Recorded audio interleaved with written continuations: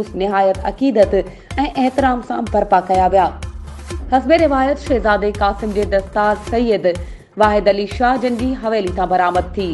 दस्तार जो मातमी जुलूस शहर जे मुख़्तलिफ़ पिड़नि तां थींदो मरकज़ी इमाम बारगाह अंजुमन नौजवान शिया पहुतो, जिथां हज़ारे मोमिननि ते मुश्तमिल खंबी जो मातमी जुलूस बरामद थियो, जेको मरकज़ी हुसैनी चौक ते पहुतो, जॾहिं त इमाम बारगाह जागीर इमाम महदी मां फरोगे अज़ादारी मिशन सिंध पारां मातमी जुलूस बरामद कयो वियो, जेको पिण शहर जे मरकज़ी चौक ते पहुतो, जिते सिंध जे मुख़्तलिफ़ शहरनि जे नुहा ख़्वान तंज़ीमनि पारां नुहा ख़्वानी करे शोदाए करबला जन जी शान में अक़ीदत जा गुल पेश कया विया।